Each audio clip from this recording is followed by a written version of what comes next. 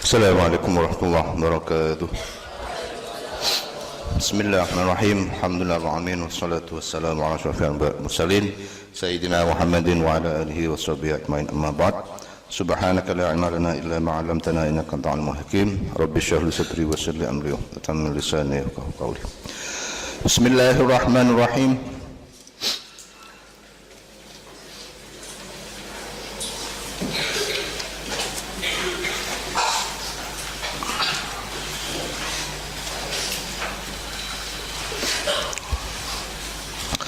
Tafsir surat Al-Qamar ayat 18. Bismillahirrahmanirrahim. Kadzabat 'adun fa kaifa kana 'adzabi wa nudhuri. Kadzabat 'adun, wis nggoroaken, tidak mempercayai. 'Adun sapa kaum 'Ad, nabiyahum ing nabine 'Ad, Hudan nyatane Nabi Hud. Fa'udzibu moko den siksa sapa 'Ad. Fa kaifa kana 'adzabi wa nudhur, moko hale kaya apa kana 'adzabi kana ana adzabi apa siksa ingsun, wa nudhuri lan ancaman ingsun. Ai indari tegese ancaman ingsun lahum maring 'Ad bil azabih kelawan den siksa qabla nuzulihi ing dalam sadurunge mudune azab.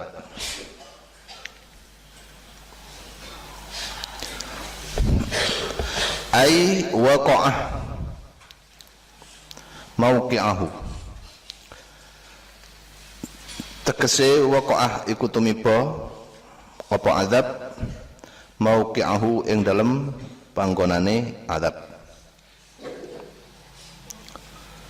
Waqad bayyanahu lan teman-teman jelasaken sapa Allah hu ing azab biqaulihi kalawan dawuh Allah, inna arsalna alaihim rihan sarsara. Inna satune kita arsalna iku wis nurunaken wis ngirim kita Allah alaihim. Ini kalau bahasa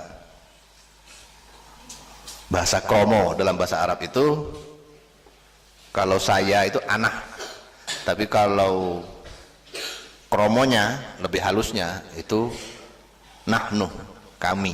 Itu maksudnya, itu bukan berarti harus menunjukkan orang banyak.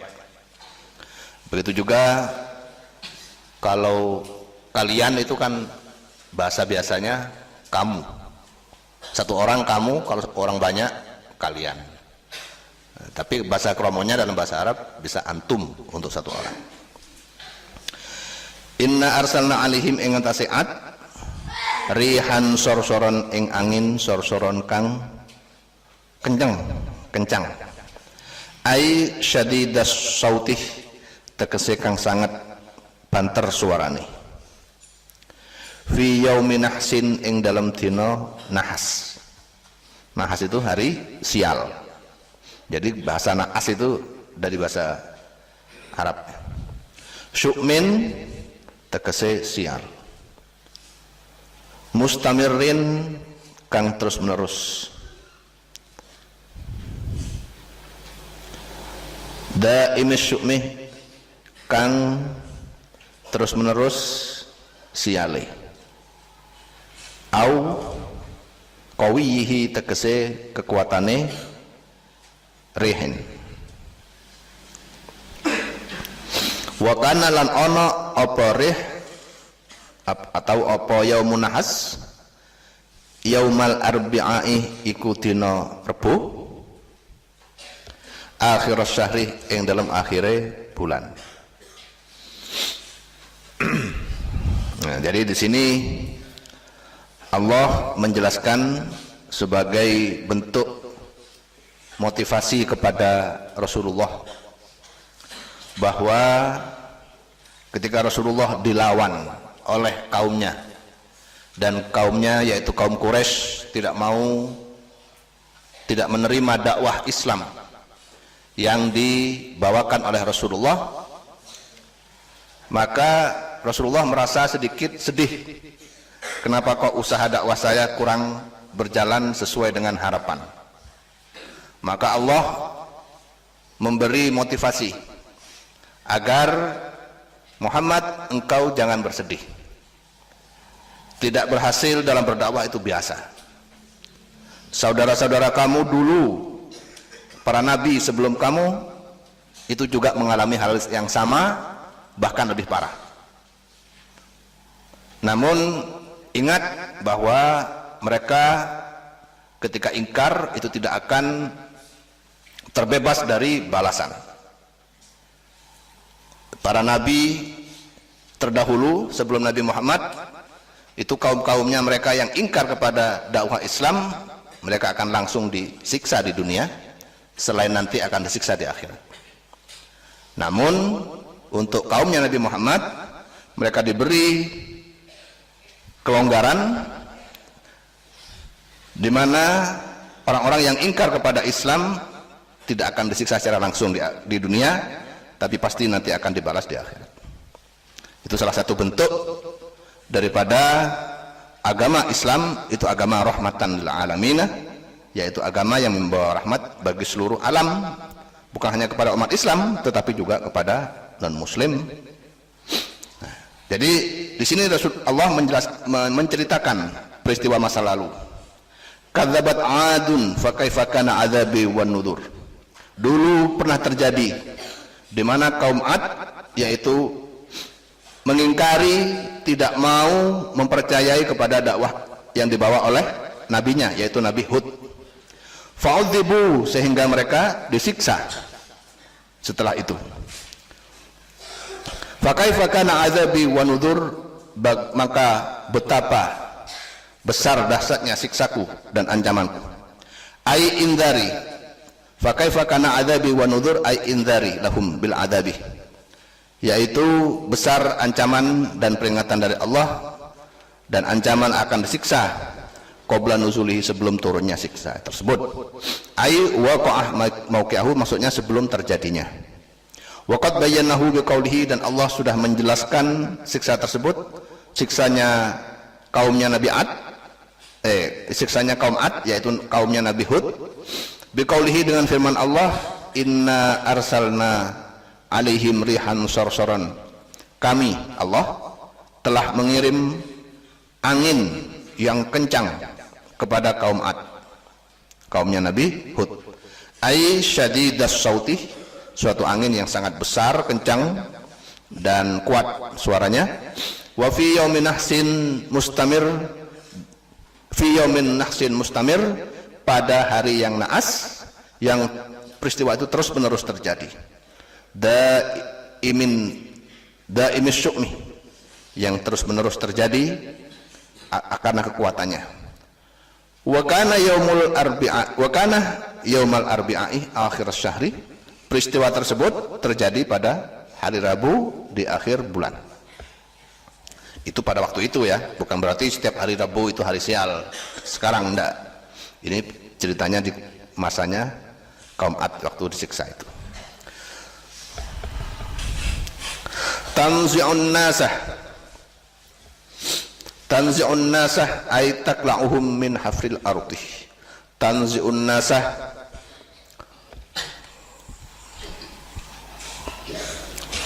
nyabut opo rih an-nasa ing manungsa. Jadi angin yang kencang itu membuat manusia yang ada di situ tercabut naik, ya seperti kena puting beliung gitu. Takla'uhum, tegese nyabut apa rih hum ing nas min hafril ardi, saking jerone bumi. Orang-orang kaum Ad itu sembunyi di dalam tanah, membuat perlindungan, sembunyi di situ. Tapi angin yang kencang itu mampu menarik orang-orang yang bersembunyi tersebut.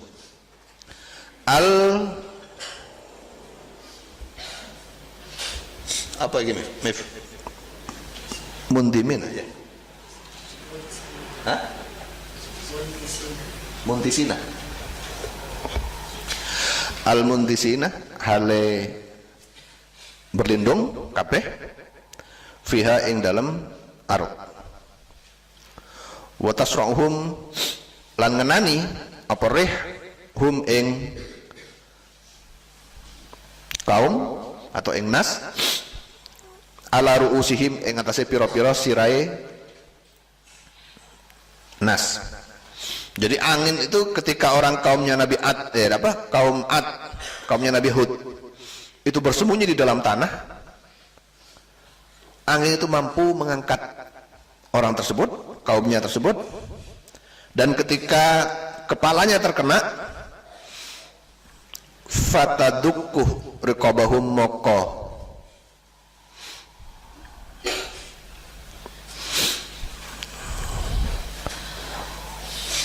mutus aporeh riqabahum ing awae nas.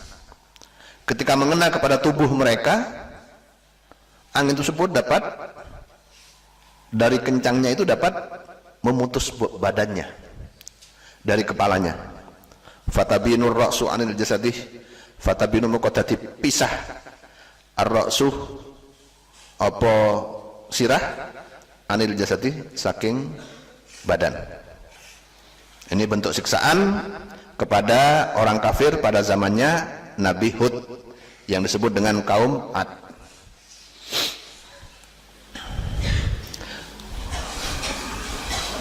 Jadi kalau siksa dari Allah sudah turun, akan sulit bagi siapapun untuk menghindari siksa tersebut. Ka'annahum a'jazu nakhlin munqair. Kanahum kaya ono apa kaya satuhune nas ay wa haluhum madzukira tegese hale utawi keadaane nas ma iku barang dzukira kang disebut apa mah ajazu nakhlin iku pira-pira pohon ay usuluh nakhlin tegese pira-pira batang nakhlin, usulu nakhlin pira-pira batang kurma atau wit munqairin kang tumbang. Ya manusia kaumnya Nabi Hud yaitu kaum Ad ketika terkena angin yang sangat kencang, sangat dahsyat kekencangannya, mereka roboh seperti pohon-pohon yang bertumbangan. Bukan hanya tumbang tapi juga terputus antara kepala dan badan mereka. Ai mungqati'in tegese pedot sakitin tur lukur anil ardi saking bumi.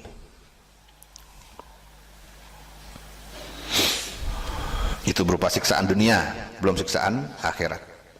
Wasubbihu bin nakhlih litulihim wasubbihu lan den serupaaken apa kaum Ad bin nakhlih kelawan wit kurma litulihim krana dukure kaum Ad. Kaum Ad itu orangnya tinggi-tinggi. Kalau sekarang ya kira-kira orang barat, orang Eropa atau orang Afrika, sebagian Afrika ya. Seperti Nigeria, Kenya, nggak semua orang hitam itu tinggi.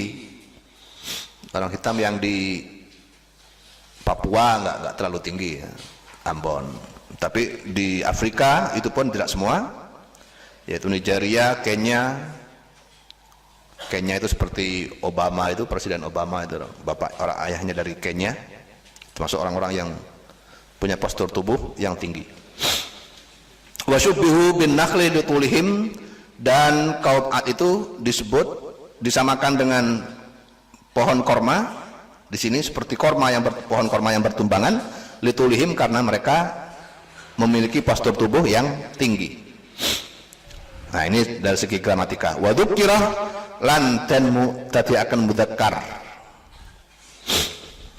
apa lafat munqair? Jadi kenapa kok nahlin munqair bukan nahlin munqairatun? Sifatnya mudzakkar. Huna ing dalam iki lafat, ing dalam iki panggonan, wa unnisah lan den dadi akan muannas fil haqati ing dalam surat Al-Haqqah. Di dalam surat Al-Haqqah dikatakan nahlun khawiyatun. Nah itu kok khawiyatun, kok bukan khawi. Dalam surat, jadi Al-Haqqah ayat 7, nahlun khawiyah, uwit khawiyatun kang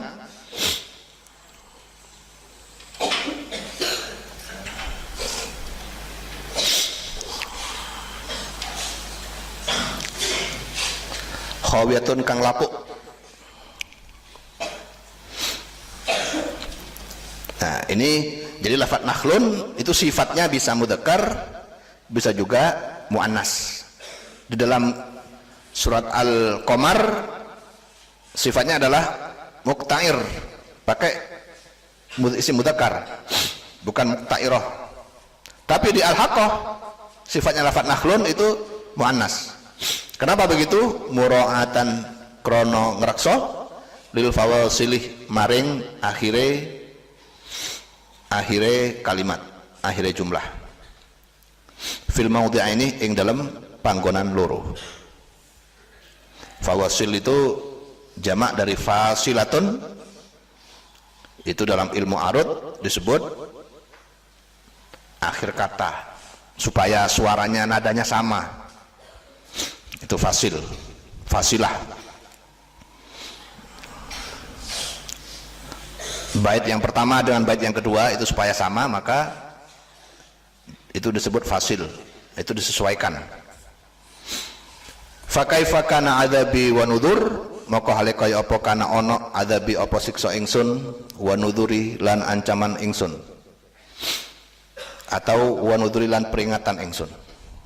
Walaqad yussarnal qur'ana lidzikri fahal min mudzakir, lan yakti teman-teman gampang akan kita Allah dan aku atau kami betul-betul telah memudahkan Al-Qur'anah ing Qur'an, kepada Qur'an az-zikrah ing pelajaran. Fahal mim mudzakir, maka ana ta mim mudzakir iku wong kang ngalap pelajaran. Quran telah dipermudah oleh Allah baik dalam cara memahami maupun cara menghafalnya. Namun demikian kita diperintahkan oleh Allah bukan hanya menghafal Al-Quran, tetapi justru yang paling utama adalah memahami isi Al-Quran. Karena dengan memahami isi Al-Quran, itulah kesempatannya bagi kita untuk mengerti dan mengikuti perintahnya dan kemauan dari Allah. Jadi Allah di sini termasuk di dalam surat yang sebelumnya, yaitu surat Al-Qamar ayat 17 dan 18. Di situ Allah memerintahkan umat manusia, umat Islam agar menghafal Al-Quran. Kenapa? Karena dengan menghafal kemungkinan orang yang hafal itu akan lebih mudah untuk mengambil pelajaran dari Al-Quran. Maka di sini jangan salah, itu kondisi idealnya. Jadi kondisi ideal seorang muslim adalah apabila satu, dia bisa mengambil pelajaran dari isinya Al-Quran, berarti dia memahami kandungan Al-Quran. Yang kedua, akan lebih sempurna lagi kalau orang yang bisa mengambil pelajaran dari Al-Quran juga hafal kepada kalimat Al-Qurannya itu. Jadi bukan hafalnya didahulukan, tapi paham maknanya itu yang harus didahulukan. Kalau bisa dua-duanya, maka itulah yang paling ideal, yang sempurna, yaitu orang bisa memahami isinya Al-Quran dan sekaligus menghafal kalimat Al-Quran. Maka dianjurkan bagi semua santri untuk sebisa mungkin menghafal Al-Quran, walaupun tidak semua, enggak 30 juz, ya sebisanya. Hafal 31 juz 30 saja bagus. Hafal 2 juz ayat 30, surat juz 30 dengan juz 1 enggak apa-apa. Hafal cuma 5 juz juga enggak apa-apa. Tapi jangan lupa misi utama menghafal itu adalah untuk mengamalkan isinya. Berarti kita harus tahu apa maksudnya dari isi ayat itu. Dan untuk tahu itu bukan hanya mengerti terjemahannya, ini harus diingat. Yang dimaksud dengan mengerti maksud Al-Quran itu bukan hanya mengerti terjemahannya, karena terjemahannya itu adalah bukan terjemahan pada dasarnya, itu adalah penafsiran. Terjemah dari Departemen Agama, terjemah Al-Quran dari Departemen Agama itu sebenarnya bukan terjemahan, tapi merupakan pemahaman berdasarkan penafsiran-penafsiran yang ada. Karena itu maka santri diharapkan selain hafal dan tahu terjemahannya, juga tahu maksud yang terkandung di dalamnya. Maksud apa? Sebagai contoh, ada ayat yang sering dipakai oleh sebagian mubalik di TV, seperti Mama Dede. Ketika orang nanya, Mama Dede, ada seorang remaja yang kemudian pacaran, lalu melakukan hubungan di luar nikah, hubungan zina, kemudian hamil. Lah orang tuanya ingin menutup aib itu, kemudian mereka menikahkan kedua anak tersebut. Bagaimana hukumnya? Mama Dede menjawab, haram. Itu disebutkan dalam ayat Al-Quran, wazani wazaniyatu la yankihuha illa zanin aw musyrik wa hurrima dzalika 'alal muslimin. Itu ayatnya yang dikeluarkan. Jadi haram menikahi seorang wanita hamil atau yang pernah berzina, bukan hanya hamil, pernah berzina pun menurut ayat ini haram. Wazaniyatu, adapun wanita yang pernah berzina atau wanita pezina, la yankihuha, tidak boleh dinikahi oleh seorang laki-laki, illa zanin, kecuali oleh seorang laki-laki yang pezina juga, au musyrikun, atau seorang musyrik. Ditambah lagi di situ lebih jelas, wa hurrima dzalika 'alal muslimin, dan diharamkan hal itu, yaitu laki-laki menikahi wanita berzina, 'alal musliminah, bagi orang muslim. Jadi seakan-akan di sini Mama Dede ini benar jawabannya. Tapi gimana? Menurut mazhab Syafi'i dan mazhab Hanafi, jawaban itu salah.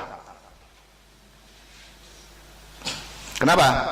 Dalam mazhab Syafi'i dan Hanafi, menikahi wanita pezina itu dibolehkan, termasuk menikahi wanita hamil zina. Kenapa? Apa kurang jelas ayat tersebut? Bukan kurang jelas, tetapi ada ayat yang lain yang menjelaskan bolehnya menikahi itu. Dalam ayat yang lain dikatakan, wa ankihul ayama, dan nikahilah wanita-wanita yang belum punya suami. Wanita yang belum punya suami itu termasuk wanita-wanita yang berzina, termasuk yang hamil zina. Dan ketika diteliti oleh Imam Syafi'i, ulama Imam mazhab Syafi'i dan mazhab Hanafi, ayat wa ankihul ayama itu turun lebih akhir dari ayat wazaniyatu la yankihuha.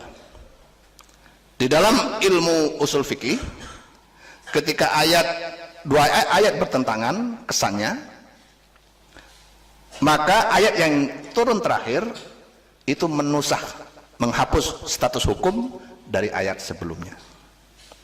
Karena itu maka yang berlaku adalah wa ankihul ayama, boleh menikahi wanita berzina dan juga boleh menikahi wanita yang sedang hamil zina.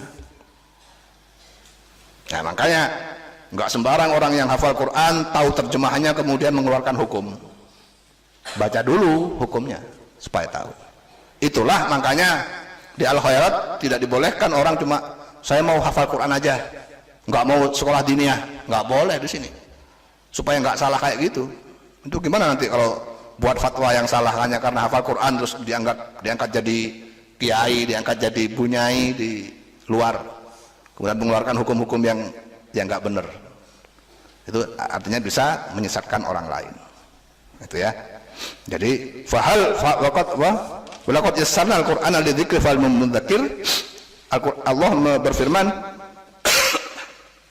kami perintahkan, kami mudahkan Al-Quran untuk diambil pelajaran dan untuk dihafal, supaya kalian hafalkan dan sekaligus diambil pelajaran.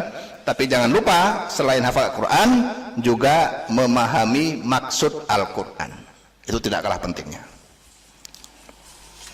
Saya teruskan, walaqad yassarna al-Qur'ana lidzikri fahal min mudzakir.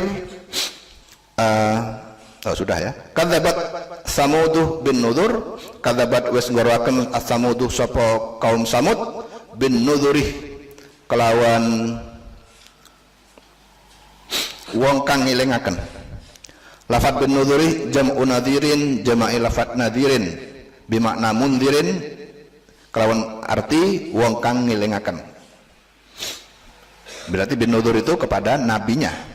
Ai bil umuril lati andarahum biha nabiyuhum salihun, tegese kelawan pira-pira perintah alladzi andarhum kang wis ngilingaken sop hum ing Samud biha kelawan umur nabiyuhum sapa nabine Samud salihun nyatane nabi saleh. Ilam yu'minu bihi wa yattabi'uhu, ilam yu'minu lamun ora iman sapa Samud bihi kelawan nabi kelawan soleh, wa yattabi'uhu lan anut sapa Samud hu ing nabi soleh. Nabi kaum Samud juga termasuk kaum yang mayoritas tidak mempercayai kepada nabinya, yaitu Nabi Soleh. Jadi ini memang fakta ya, sejak zaman dahulu, sejak zaman Nabi, sebelum Nabi Muhammad, lebih banyak orang kafir daripada orang muslimnya, lebih banyak orang yang tidak percaya. Kenapa? Ya karena orang lebih nyaman mengikuti nenek moyangnya daripada suatu kebenaran yang baru. Nah, makanya kita diperintahkan oleh Allah untuk selalu membuka diri, membuka hati kita agar selalu terbuka kepada kebenaran dan tidak terlalu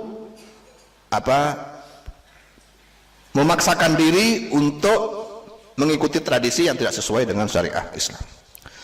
Faqalu maka ngucap sapa Samud, abasharon minna wahidan nattabi'uhu. Abasharon ana ta ing menungso. Lafat abasharon mansubun ikutin nasupaken alal istighali ing atase istighal. Istighalnya ada di bab nahu, yaitu mendahulukan maf'ulnya daripada fiilnya. Minna saking kita wahidan kang siji. Lafat wahidan sifatan iku tadi sifat ya. Tadi sifat loro li basyaron maring lafat basyaron. Natabihu kang anut kita hu ing basyar. Lafat natabihu mufassirun iku nafsiri lil fi'lin nasibih maring fi'il kang nasab kang masubakan lahu maring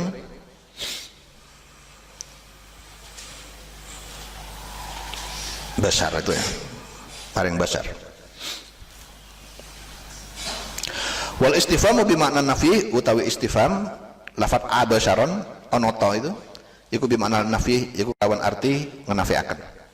Al makna utawi maknane iku kaifanat tabi'uhu wa nahnu jama'atun, hale kaya apa natabi'uhu anut sapa kita hu ing nabi saleh. Nabi siapa ini? Iya, Nabi saleh. Wa nahnu hale utawi kita jama'atun kathiratun iku golongan kang akeh. Wa huwa hale utawi siapa? Nabi saleh wahidun iku siji minna saking kita.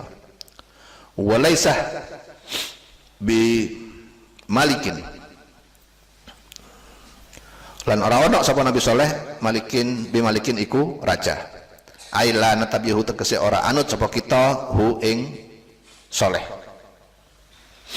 Inna idzan satuna kita idzan nalikane mengkono-mengkono. Ai ini taba'nahu nalikane anut sapa kita hu ing Saleh lafi dhalalin yakti iku ing dalem kesasar. Dhahabin anis sawabih tegese dhahabin minas sawabih pindah anis sawabih saking kebenaran. Wa su'urin lan su'ur ai jununin tegese gila. Nah ini orangnya Nabi Saleh, kaumnya Nabi Saleh ini punya logika yang berbeda. Coba dibangunkan dulu yang lain.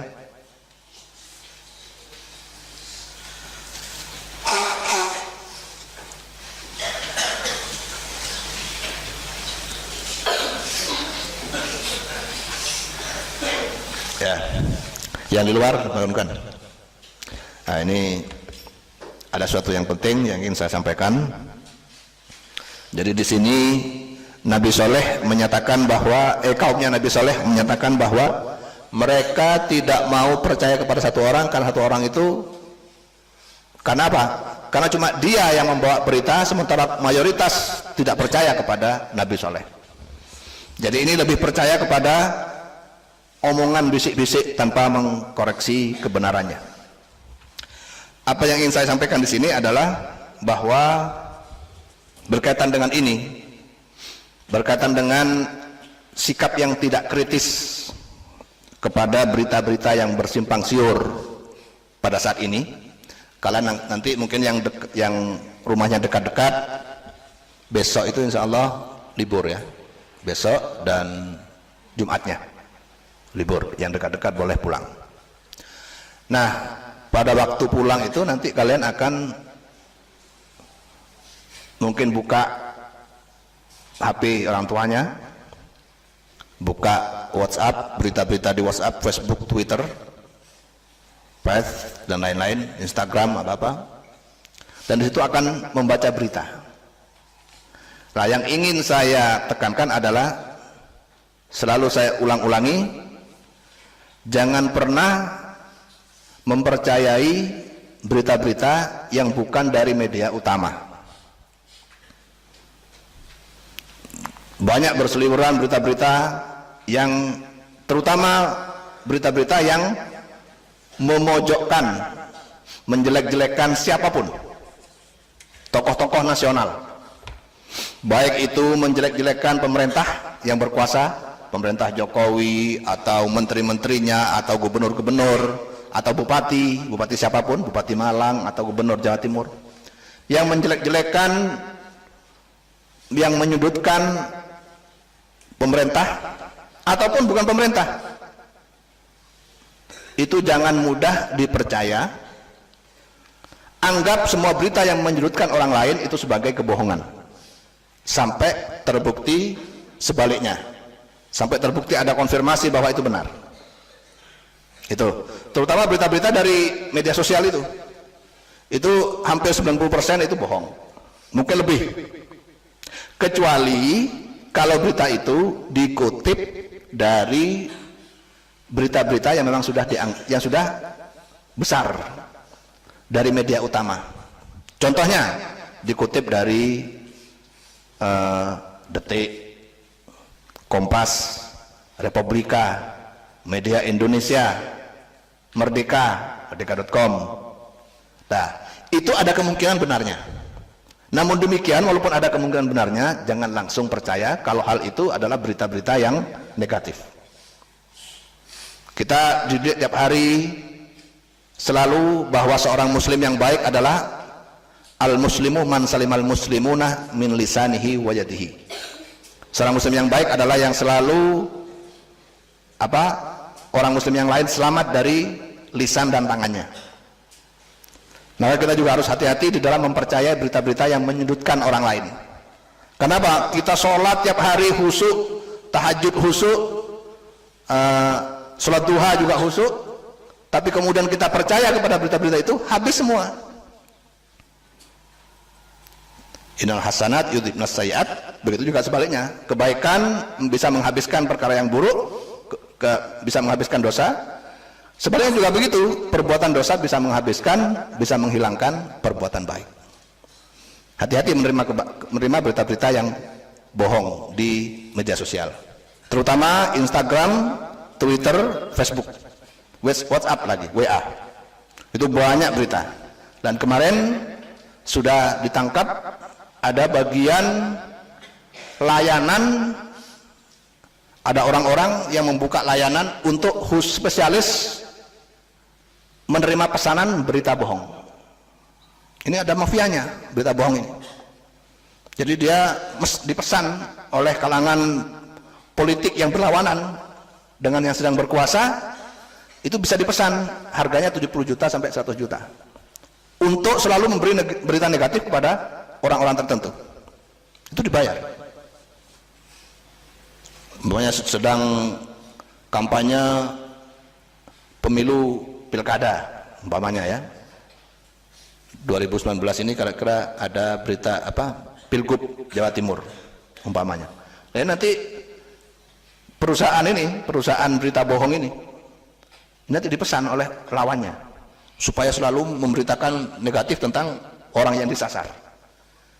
Itu sekali pesan dapat antara 70 sampai 100 juta.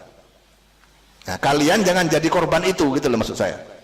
Santri jangan sampai jadi korban berita bohong, apalagi sampai menyebarkan kepada orang lain. Ya, berita bohong ada dua. Ada berita bohong yang membahayakan, ada yang tidak. Kalau tidak itu contohnya adalah berita yang baik-baik. Umpamanya si A ingin diangkat, dia mesen perusahaan ada seseorang partai tertentu yang memesan supaya si A ini diangkat namanya dengan berita-berita yang bohong juga. Maka ini tipe berita yang pertama ini tidak begitu berbahaya sebenarnya, karena tidak mendiskreditkan, tidak memojokkan si A. Namun tetap berarti kalau kita percaya juga kita jadi korban. Tipe yang kedua adalah berita bohong yang lebih berbahaya. Karena apa? Menyebarkan berita bohong yang negatif, yang memojokkan seseorang tokoh, padahal tokoh itu tidak melaksanakan itu. Sebagai contoh, setelah kemarin tahun yang lalu ketua NU, PBNU, Kiai Agil Siraj diberitakan jual tanah milik yang di Malang yang kemudian akan dijadikan gereja. Ternyata tidak benar. Terus kemarin kembali lagi ketua NU ini diberitakan telah dibayar oleh pemerintah sebanyak 1 triliun untuk apa gitu. Setelah didatangi oleh Ansor, nggak benar. Pembawa berita minta maaf. Nah, jadi kalian jangan pernah mempercayai berita bohong. Kenapa? Satu, kalian dosa besar. Yang kedua, kalau kalian mudah percaya, itu akan mudah diadu domba oleh pihak-pihak yang punya kepentingan. Yang ketiga, kalau kalian mudah percaya pada berita bohong, berarti kalian itu santri yang bodoh, gampang diadu domba. Dan itu akan dijadikan, istilahnya akan dijadikan bahan bagi orang-orang, akan terus dijadikan korban, sasaran korban, target. Saya dengar di Pondok Putri itu ada seakan-akan nampak mungkin mereka mendengar dari berita-berita dari orang tuanya, dan orang tuanya mendapat berita dari WA, biasanya WA atau Facebook. Juga di Pondok Putra juga begitu, kalau dengar berita dari orang tuanya, dari ibunya atau ayahnya, katanya bupati ini begitu. Dapat dari mana? Tanya. Dapat dari mana, Bu? Dari WA. Bohong itu. Pastikan itu bohong. Kecuali kalau mendapat berita dari kantor-kantor berita atau dari situs-situs berita yang memang sudah dikenal, seperti Detik, Kompas, Republika. Maka itu ada kemungkinan benar, tapi harus diverifikasi dulu. Adapun berita yang bukan dikutip dari media utama, maka itu anggap 99% bohong. Itu caranya ya. Ingat, yang kecil-kecil kalau pulang, kalau orang tuanya cerita-cerita di rumahnya, bapak dan ibunya cerita tentang siapa, Pak Rendra atau Pak Karwo atau Pak Jokowi atau siapa, katanya begini-begini di WA begini, kalian ingatkan, Pak, katanya Pak Kiai itu semua bohong. Kok tahu? Karena nggak ada buktinya. Karena sekarang ada banyak perusahaan di Indonesia ini yang memang usahanya itu adalah untuk menyebarkan berita bohong. Kecuali kalau dikutip dari media utama yang sudah dikenal. Termasuk dari TV yang sudah dikenal ya, dari Metro, dari Antv, Metro, apalagi TV One, itu pun kadang-kadang ada bohongnya. Tapi itu masih lumayan ada kemungkinan benarnya, ada. Cuma tetap harus diverifikasi. Adapun yang dari luar itu, yang cuma murni dari media sosial, itu kemungkinan besar 99% adalah kebohongan. Nah, itu perlu kalian ketahui. Nah, nanti juga kalau pulang, pas kalian buka Facebooknya atau Twitternya, ada berita-berita seperti itu yang memojokkan orang lain, baik sesama muslim, pejabat ataupun ulama yang dipojokkan, jangan gampang diterima, jangan gampang di-share atau di-like. Karena itu berarti kalian sudah mendukung, termasuk sudah ta'awanu 'alal birri wa ta'awanu 'alal ismi wal udwan, termasuk tolong menolong di dalam kejahatan. Itu dosa besar. Tolong menolong terhadap kejahatan itu termasuk dosa besar. Nah, itu dulu pesan saya untuk hadisnya dan fikihnya nggak usah dulu sampai di sini. Mungkin ada yang mau tanya? Ada? Silakan kalau ada yang mau tanya masalah ini. Jadi itu yang selalu saya tekankan, kalau kalian sekali lagi dapat berita dari media sosial yang tidak mengutip dari berita dari media utama, maka itu 99% adalah berita bohong. Terkait siapapun, terkait ulama, terkait pejabat militer maupun pejabat sipil, semua 99% bohong. Kecuali kalau mengutip dari media utama. Itu pun belum pasti benar, tapi ada kemungkinan benar. Ini ada beberapa pertanyaan. Bagaimana hukumnya orang menemukan pulpen lalu dikumpulkan sehingga menjadi satu lusin? Bagaimana hukum pulpen itu? Apakah menjadi hak yang menemukan pulpen atau tidak? Di dalam fikih bab lughah itu dijelaskan bahwa menemukan sesuatu itu ada dua. Ada menemukan sesuatu yang berharga, ada yang tidak. Apapun itu, maka itu boleh bagi yang menemukan untuk, kalau yang berharga maka sebaiknya itu diumumkan. Termasuk yang tidak berharga, sebaiknya diumumkan. Setelah diumumkan, maka di takrib juga ada ya, bab luqathah. Kalian bisa baca di situ. Kemudian boleh digunakan, tetapi nanti kalau ada orang yang menuntut benda itu, kita harus ganti. Yang kedua, apakah boleh niat sholat? Ada dua. Contoh, sholat tahajud sama tahiyatul masjid, boleh. Di kitab Asnal Mathalib karya Syekh Hujatul Islam Abu Yahya Zakaria Al-Ansari, Zakaria Al-Ansari itu dibolehkan.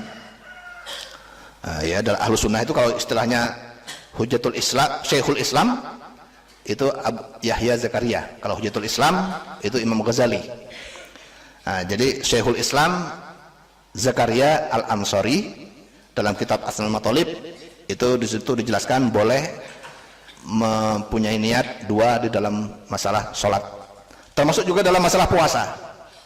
Seperti puasa setelah Ramadan, ya, puasa Syawal, kemudian kebetulan yang puasa itu perempuan, mungkin kan punya utang nggak puasa waktu Ramadan, maka boleh puasa qadha sekaligus puasa Syawal. 3, apakah boleh niat puasa apa ini? Adaz. Contoh niat puasa puasa nazar mungkin ya. Contoh niat puasa nazar sama niat puasa Senin atau Kamis. Ya tadi itu boleh seperti itu. Yang berikutnya, dalam kitab Mabadi'il Fiqih, salah satu sunnah wudhu ialah memasukkan air ke hidung. Tapi saya sering melihat ketika wudhu itu hanya mengusap hidung. Apakah mengusap tersebut termasuk sunnah? Tidak, karena yang disunahkan itu kalau memasukkan ke dalam lubang hidung kemudian istilahnya istinsyak ya, dikeluarkan lagi supaya bersih. Yang kedua, apa hukumnya jika suatu barang misalnya baju, songkok tertukar dengan punya temannya lalu digunakan untuk ibadah? Ya kalau itu namanya statusnya subhat ya, jadi sebenarnya ditinggalkan, karena belum tentu tertukarnya itu dengan teman yang punya benda yang sama. Bisa saja dengan kita pakai punya orang, bukan punya orang yang hilang itu, bukan. Yang jelas gini, dalam hak milik ini Islam sangat keras, sangat ketat. Harta yang bukan punya kita hendaknya kita jangan pakai, gitu. Termasuk dalam masalah ini, masalah sandal atau songkok atau baju jangan dipakai. Berikutnya kami mau bertanya, Wahidiyah itu nama sebuah majelis taklim atau nama salah satu aliran seperti Muhammadiyah? Wahidiyah itu nama salah satu aliran di dalam NU. Jadi di Indonesia ini ada aliran besar yang anggotanya banyak, itu ada 2, yaitu NU dan Muhammadiyah. Muhammadiyah itu termasuk satu golongan dengan Muhammadiyah itu termasuk Wahabi, Al-Irsyad, Hidayatullah, ada Pondok Hidayatullah, Surabaya, di Malang juga ada. Kemudian Persis, tahu Persis ya? Persis itu pesantren Islam, itu juga aliran. Itu semua itu satu aliran sama, itu grupnya Muhammadiyah semua, sama dengan Muhammadiyah, sama-sama berhaluan Wahabi. Tapi Muhammadiyah itu Wahabi garis halusnya, garis lembutnya. Kalau Wahabinya itu yang garis kerasnya. Nah, yang kedua NU. Nah, termasuk dalam NU itu adalah Wahidiyah ini. Wahidiyah, kemudian ada tarekat-tarekat Sadiliyah, Tijaniyah, Qadiriyah, Naksabandiyah. Itu semua tarekat itu di bawah NU, termasuk golongan orang-orang NU. Wahidiyah termasuk aliran tarekat yang aslinya adalah bagian dari NU. Cuma Wahidiyah ini termasuk aliran tarekat yang tidak mu'tabarah.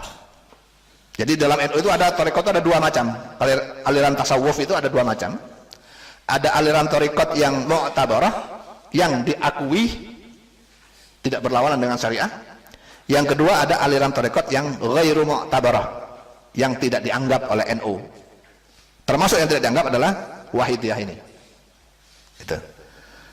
Aliran tarekat yang dianggap apa? Ya Syadziliyah, Qadiriyah, Naksabandiyah, Tijaniyah, itu semua dianggap. Siapa ketua tarekat, ketua besar tarekat di Indonesia?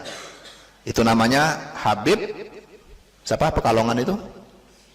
Hah? Habib Lutfi. Ya? Siapa? Hah?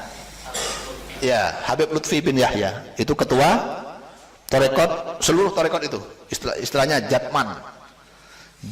Jamiah tarekat apa gitu singkatannya, lupa. Lah itu yang membawahi tarekat-tarekat yang mu'tabarah tadi. Jatman, yang di bawah pimpinan Habib Lutfi bin Yahya yang tempatnya di Pekalongan. Itu yang membawa seluruh tarekat yang muktabar. Nah, Wahidiyah ini tidak di bawah itu, tapi tetap asalnya, akarnya itu di NU, karena tarekat itu hanya ada di NU. Sedangkan Wahabi, Muhammadiyah itu nggak mau tarekat itu, dianggap sesat.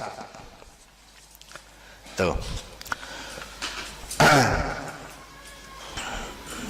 Namun walaupun Wahidiyah ini termasuk tarekat yang tidak diakui oleh ketua tarekat umum, namun dalam praktek sehari-harinya itu tidak terlalu berlawanan dengan syariah, tidak sesat lah, walaupun tidak dianggap.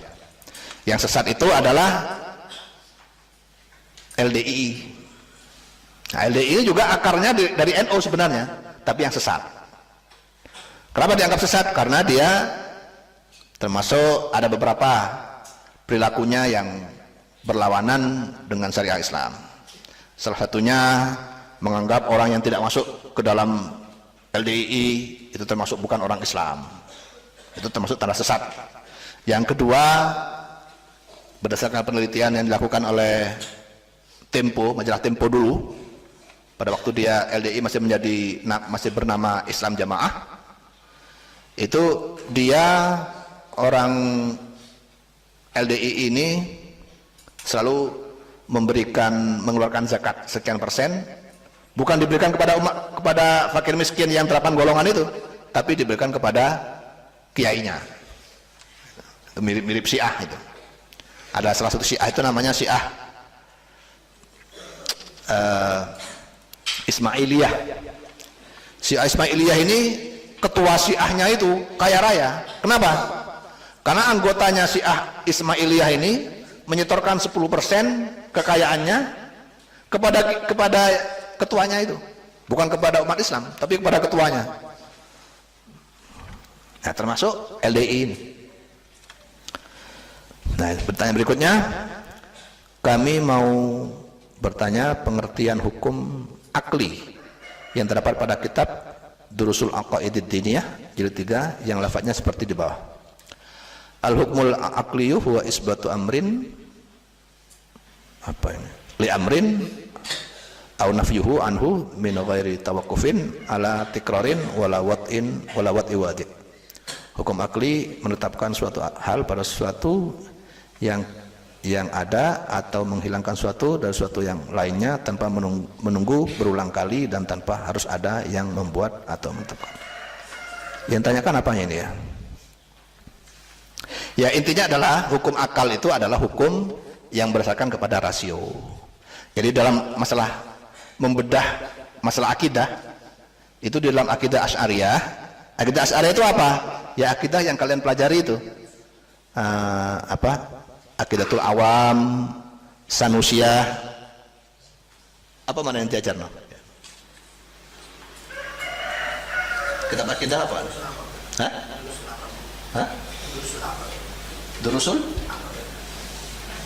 Durusul Aqaid itu semua adalah akidah akidah Asy'ariyah. Di dalam Islam itu akidah Ahlussunnah wal Jamaah itu ada 3 yang diakui. Satu, akidah Asy'ariyah yang diikuti oleh kalangan yang berfikihnya madhab Syafi'i dan Maliki, kemudian dan sebagian madhab Hambali. Yang kedua, akidah Maturidiyah yang diikuti oleh kalangan yang berfikih madhab Hanafi. Yang ketiga, akidah Al-Athariyah yang diikuti oleh sebagian dari kalangan madhab Hambali. Nah, dalam ulama ahli tauhid, akidah itu ahli tauhid. Ulama ahli tauhid di dalam menulis kitab tentang akidah, maka itu dasarnya mengambil dasar dari 2. Satu akidah nakli, yang kedua akidah akli. Akidah nakli itu berarti dari Quran dan hadis. Sedangkan akidah akli adalah akidah yang berasal dari rasio pikiran kita. Logika, yang mana logika itu nggak sembarangan rasio, tapi ada metode-metodenya, yaitu melalui metode, termasuk salah satunya adalah metode ilmu mantik yang dipelajari yang diajarkan oleh Kiai Humaydi itu. di waktu hari Senin ya. Hari Senin apa? Yang mantek pelajaran apa? Hari Senin ya. Itu ilmu mantek termasuk cara mempelajari, cara kita berlogika, termasuk sebagai alat untuk mengkaji ilmu akidah. Itu maksudnya tentang akidah akli tersebut. Itu dulu, wallahu a'lam.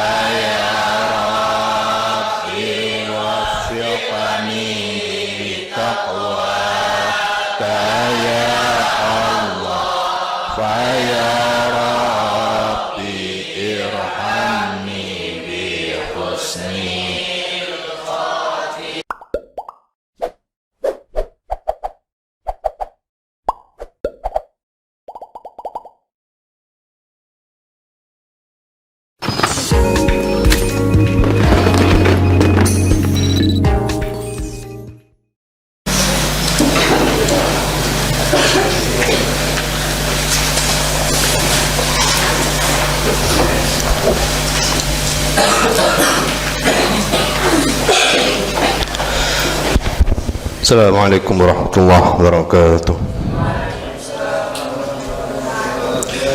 Bismillahirrahmanirrahim. Alhamdulillahirabbil wassalatu wassalamu ala asyrofil anbiya'i wal mursalin sayyidina Muhammadin wa ala alihi wa sahbihi ajma'in. Amma ba'd. Subhanaka la ilma lana illa ma 'allamtana innaka antal alimul hakim. Rabbi shrah li sadri wa yassir li amri wahlul 'uqdatam min lisani yafqahu qawli. Bismillahirrahmanirrahim. Tafsir surat Al-Qamar ayat 25. A'udzubillahi minasyaitonir rajim. Bismillahirrahmanirrahim. A'ulqiyadh dzikru alaihi min bainina bal huwa kadzdzabun asyir. A'ulqiyah anata den turunaken.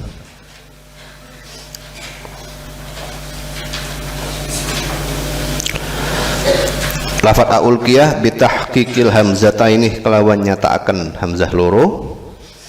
A'ulqiyah dibaca semua. Wa tashili asaniyati lan ngentengaken hamzah kang nomor loro. A'ulqiyah. Wa idkhali alifin bainahuma lan nglebokaken alif bainahuma ing dalam antarane hamzatain. Alal wajhaini ing atase wajah loro. Wa tarkihi lan ninggalaken idkhalu alifin. A'ulqiyah ana ta den turunaken adzikruh apa wahyu al wahyu tegese wahyu alaihi ing atasi Nabi Soleh. Ini masih berkisar tentang kisah Nabi Soleh dan kaumnya.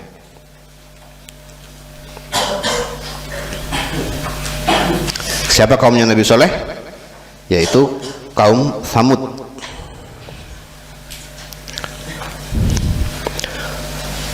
Alaihi ing atase Nabi Soleh mim bainina saking antarane kita.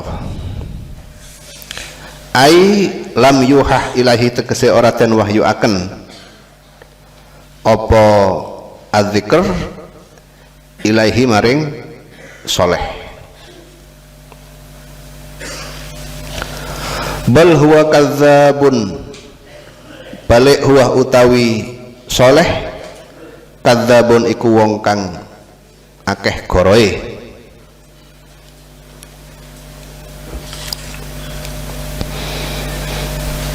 Fi qaulihi ing dalam ucapane Nabi Soleh, innahu sa'tuhune adzikr atau al-wahyu, uhiyah ikutin wahyu akan apa al-wahyu. Sebentar, bukan uhiyah ikutin wahyu akan ilahi maring Nabi Soleh ma apa barang dzukira kang den sebut apa ma. Asyirun tur sombong.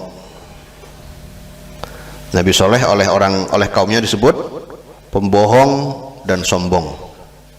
Mutakabirun tegese sombong. Batirun, batir itu sama isim fa'il dari batirah, yaitu sombong juga.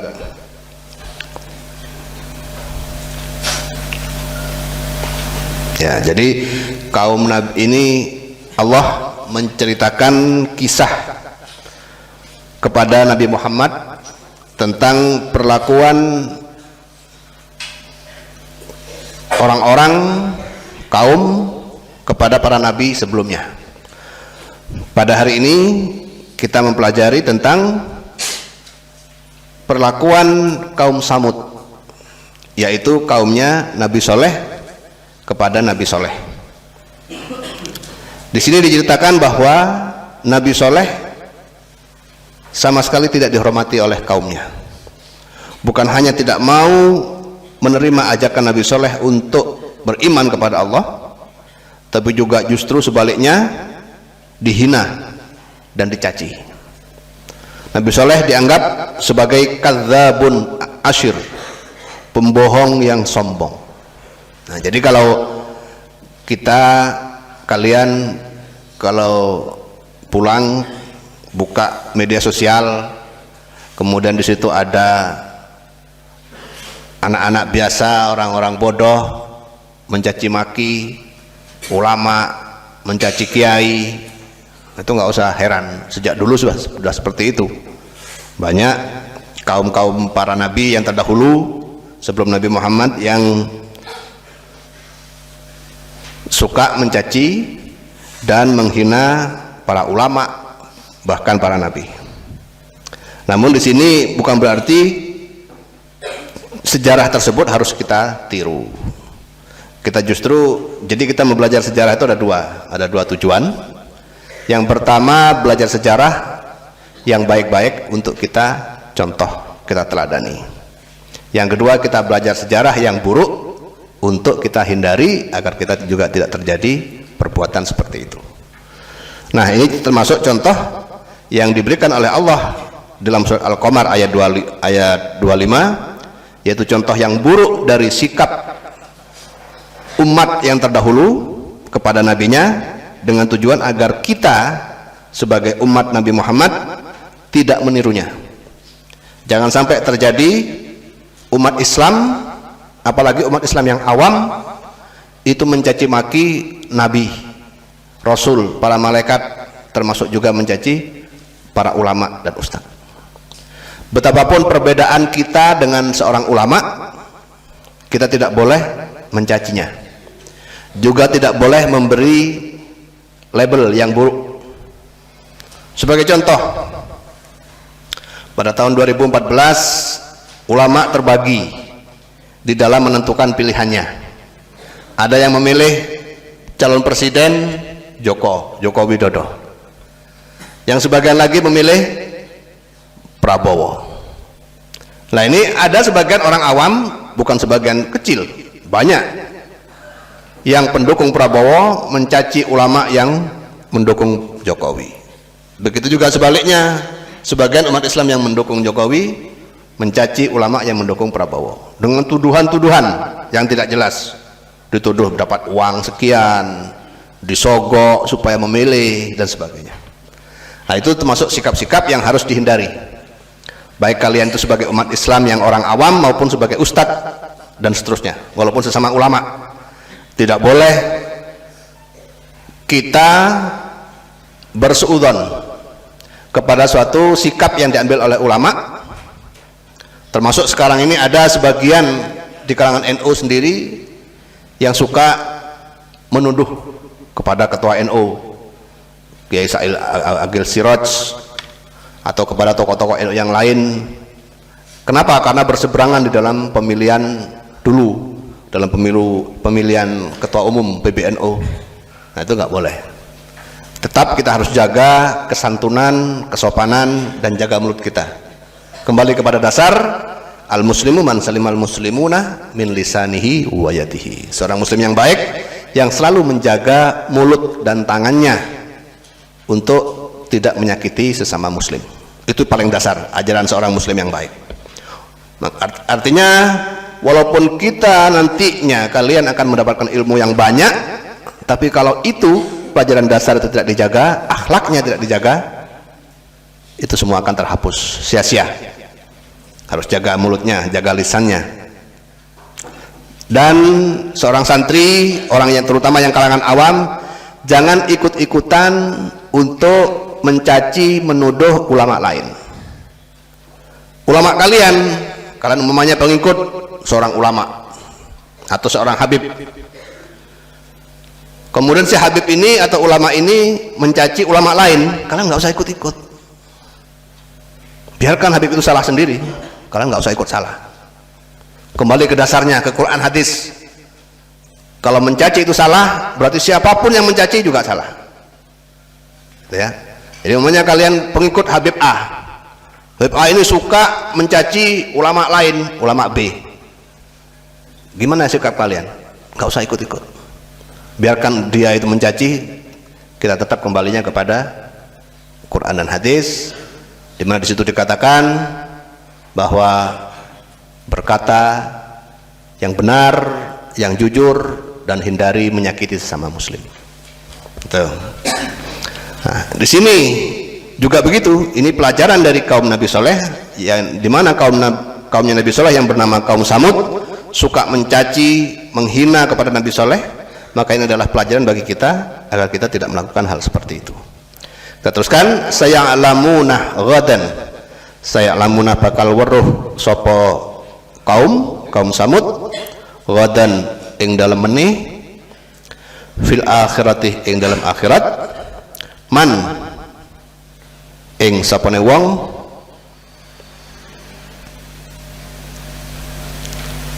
manil kadzabu, man utawi sapane wong al kadzabu iku wong kang akeh bohongi, al asyiruh tur sombong. Jumlah man al kadzab ini menjadi maf'ul dari ya'lamun. Wa huwa utawi man hum iku kaum Samud. Allah berfirman, mereka nanti akan tahu, wahai Nabi Soleh, engkau nggak perlu, tidak perlu khawatir terhadap hinaan mereka. Nanti di akhirat mereka akan tahu siapa orang yang sombong dan pembohong itu. Siapa yang sombong? Yaitu wahuwa hum. Wahuwa adapun orang yang sombong itu hum adalah kaum Nabi Samud. Kaum Nabi Soleh yang tidak mau percaya kepada Nabi Soleh. Bi ayyu adzabu ala takdzibihim nabiyahum, bi ayyu adzabu kelawan yento den siksa sapa kaum ala takdzibihim ing atase ngorowakene kaum nabiyahum ing nabine kaum Samud. Solihan nyatane Nabi Soleh. Salah satu syarat daripada keimanan yang mendasar adalah kita harus percaya 100% kepada Nabi, kepada Rasul. Seorang Muslim yang tidak percaya kepada Nabi berarti dia keluar dari keislamannya. Karena rukun iman itu ada 6. Satu, percaya kepada Allah. Yang kedua, percaya kepada Rasul. Dan bila ada salah satu dari dua unsur ini yang tidak diyakini, maka dia berarti sudah tidak termasuk daripada seorang muslim. Begitu juga ini biayu ala takdzibihim, tidak percaya kepada kaum Nabi Samud, tidak percaya kepada Nabi Soleh, maka dia sudah akan disiksa, dia tidak dianggap sebagai seorang muslim. Inna mursilun naqatih, inna satuna kita mursilun naqatih iku ngirim, iku bakal ngirim wong kang ngirim unta, mukhrijuha tegese wong kang ngetokaken naqah. Naqah itu unta betina, minal hidbatih saking watu kang gede, as-sahratah ing dalem lembah, kama sa'alu kaya oleh jaluk sapa kaum. Fitnatan ay mihnatan, fitnatan krana nguji, ay mihnatan krana nguji, lahum maring kaum, linakhtabirahum krana nguji kita, hum ing kaum. Jadi dalam kisah Nabi Soleh ini ada suatu cerita di mana Allah menguji kepada kaumnya Nabi Soleh, yaitu kaum Samud, dengan cara mengeluarkan unta betina dari sebuah batu sebagai ujian. Fartaqibhum maka ngentenono sira hum ing kaum, ya salihu hei Nabi Soleh, ai intadir tegese ngentenono sira ma ing barang hum utawi kaum soniunah iku ngelakoni kabeh, wama lan barang yusna'u kang den gawe apa ma bihim kelawan kaum.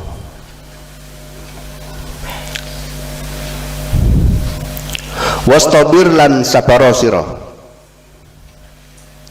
lafadz wastabir at-ta'uh utawi ta' badalun iku dadi ganti min ta'il ifti'ali saking ta'il lafadz ifti'al, asalnya istabara,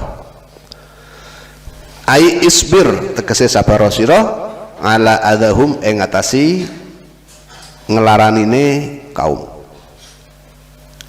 Nabi Soleh juga tidak sabar atas kebandelan dari kaumnya yang tidak mau beriman, namun Allah menyuruh kepada Nabi Soleh supaya bersabar. Masih akan ada satu ujian lagi kepada kaum itu supaya tiba waktunya untuk menghukum kaum Samud. Wa nabbihum lan nyritakaken sira hum ing kaum, sira itu Nabi Saleh, wa nabbihum lan nyritakaken sira Nabi Saleh hum ing kaum annal ma'ah kismatun ing satuhune banyu, kismatun iku den bagi, ai maksumun tegese den bagi, bainahum wa bainan naqatih, bainahum ing dalam antarane kaum, wa bainan naqatih lan ing dalam antarane unta wadon. Fayaumun lahum wa yaumun laha, fayaumun maka utawi sak dina lahum iku kaduwe kaum, wa yaumun laha lan sak dina laha iku kaduwe naqah.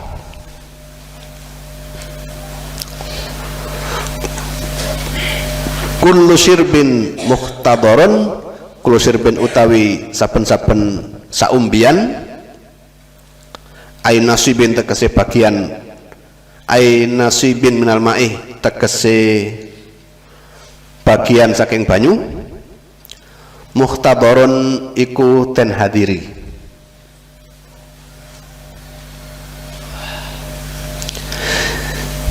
Yahdurhu kang hadir hu ing kullu sirbin al qaumu sapa kaum yaumahum ing dalam dinane kaum wan naqatuh lan apa unta yaumaha ing dalam dinane naqah. Jadi kaum Samud diuji oleh Allah, diberi jatah minum air itu cuma 1 hari, setiap harinya berganti-ganti, bergiliran dengan seekor unta betina. Jadi kalau unta betinanya hari Minggu, maka kau tidak boleh ada kaum Samud yang minum pada hari Minggu, yang ngambil air. Kaum Samud ngambil airnya besoknya, yaitu hari Senin, begitu seterusnya. Asalnya taat, kaum Samud taat mengikuti aturan itu. Fatamadau ala dzalikah moko dawa sapa kaum, dawa itu maksudnya hal itu berlangsung lama itu. Ala dzalika ing atase mengkono-mengkono mazkur, summa malluhu moko kari-kari bosen sapa kaum hu ing dzalik. Setelah lama berlangsung peristiwa itu, yaitu bergantian minum air antara kaum dengan unta betina setiap harinya, kemudian mereka merasa bosan atas peristiwa tersebut. Fahamu biqatlin naqatih moko nyejo sapa kaum berencana biqatlin naqatih kelawan mateni unta waton. Setelah lama mereka mentaati aturan itu, dianggap sebagai syariat dari Nabi, tapi lama-lama kemudian mereka bosan dan kemudian melanggar aturan tersebut, dan mereka berencana untuk membunuh unta betina tersebut. Fanadau sahibahum, fanadau moko manggil sapa kaum sahibahum ing kancane kaum qaddaran kang kuat tenagai,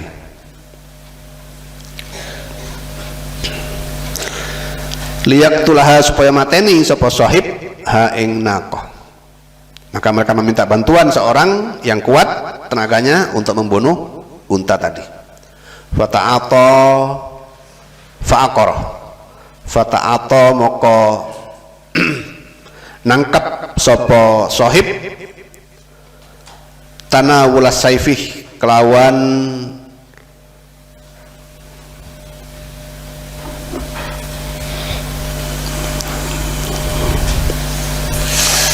tanawulas saifih kelawan nyekel pedang. Fa'aqarah moko nyembelih sapa sahib bihi kelawan saif anna qatah ing unta waton. Ai qatalaha muwafaqatan lahum, tegese mateni sapa sahib ha ing naqah muwafaqatan krana nyepakati lahum maring kaum.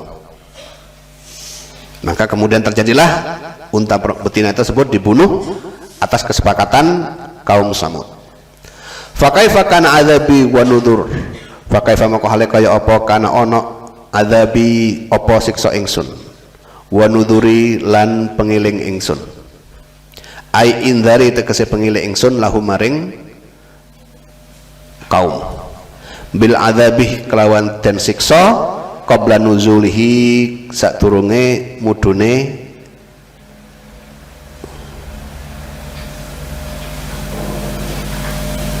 indar azab. Ai waqa'ah tegese tumiba apa azab mauqi'ahu ing dalam panggonane azab. Wa bayanahu lan jelasaken sapa Allah hu ing mazkur biqauli kelawan dawuh Allah inna arsalna. Jadi intinya adalah Allah akan selalu menurunkan atau menyiksa seseorang setelah orang itu diberi peringatan. Nah, termasuk dalam hal ini adalah ketika Allah nanti akan menyiksa hanya kepada orang mukallaf yang telah diberitahu akan adanya Islam. Karena itu seandainya umpamanya ada seorang di dunia ini yang tidak pernah keluar dari hutan, sama sekali tidak pernah keluar dari hutan, tidak pernah bertemu dengan orang, dia tidak tahu ada agama Islam, kemudian dia mati di situ tanpa ada dakwah Islam masuk ke dalam dia, maka dia tidak akan disiksa. Orang ini termasuk disamakan dengan orang yang hidup di antara zaman Nabi Isa dan zaman Nabi Muhammad yang tidak menerima dakwah. Orang ini disebut dengan zaman tersebut disebut dengan zaman fatrah. Orang yang hidup di zaman fatrah ini tidak akan langsung disiksa di neraka walaupun dia tidak masuk Islam, tetapi akan ditanyakan nanti di akhirat, kamu akan memilih apa? Memilih menjadi muslim apa memilih menjadi kafir? Sama dengan bayi, orang yang belum balik, anak orang Kristen, anak orang Yahudi, Buddha, Hindu, ateis, kalau dia meninggal sebelum balik, maka dia ini tidak akan langsung ikut bapaknya jadi kafir, enggak. Dan nanti di akhirat akan ditanyakan, kamu akan masuk kemana? Ikut kelompok Islam apa ikut kelompok orang tua kamu? Kalau ikut kelompok Muslim berarti akan masuk surga, kelompok kafir akan masuk neraka. Termasuk kelompok dari kalangan fatrah tadi, orang yang hidup karena belum menerima dakwah. Karena itu di sini diterangkan oleh Allah bahwa Nabi kaum Samud itu akan disiksa karena apa? Karena sudah diperingatkan, sudah diajak kebaikan oleh Nabi Soleh tapi tidak mau, maka yang tidak mau tersebut akan mendapat siksa karena telah melanggar ajakan Allah dan Rasulnya. Inna arsalna alaihim sayhatan wallahu a'lam.